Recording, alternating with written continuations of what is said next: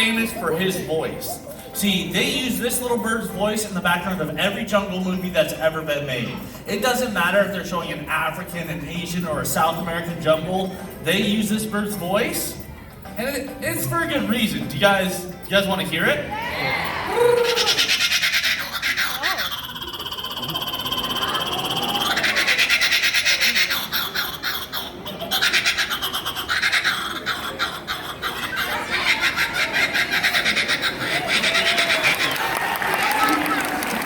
That's awesome.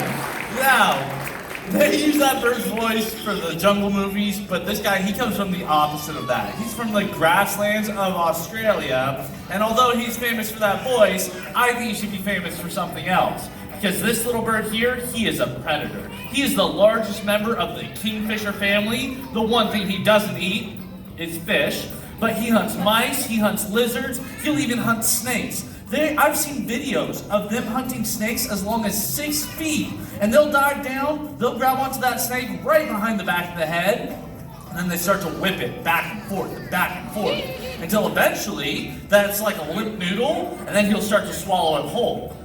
Yeah, slowly digesting that snake over 3 days.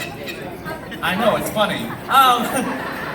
Slowly digesting that snake over 3 days while the rest of the snake is hanging out of his mouth. It's totally weird. Now, somebody here in the United States actually fell in love with a kookaburra here. They wanted to keep one in their home, and they found a way to purchase one online, and they brought one in, only this person lived in an apartment complex. And see, this bird here, he's what's known as the Outback alarm clock. Because every single morning at the break of dawn, he'll let out that call. What do you guys think the neighbors thought? They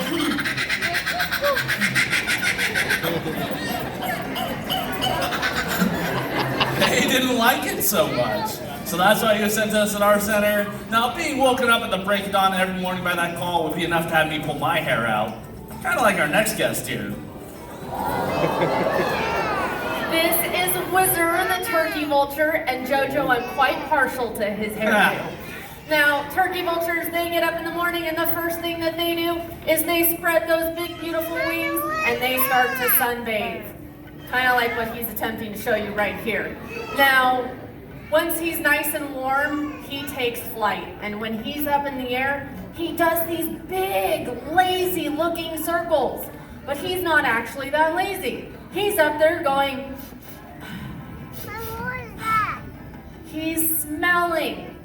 He's looking for the grossest, stinkiest, most disgusting thing that he can find. And when he finds something that's so gross, something that's been dead for a while, you know what he says? Lunchtime! And he flies down to make a meal out of it. Vultures eat dead stuff.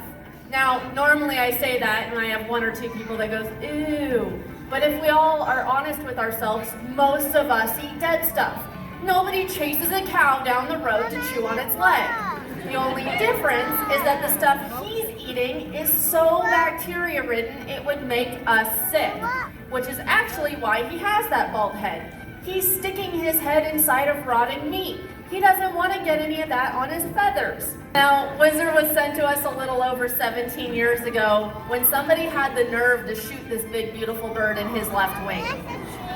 I know, it's sad and it makes no sense. These guys are just making sure that our environment is not overrun by carcasses, to be honest. And birds' bones, they're hollow and they're hard to fix. And sometimes they just don't heal quite right, which is what happened to Whizzer here. He can fly a little bit, just not enough to survive on his own out in the wild. That is Whizzer, the turkey vulture. Wow.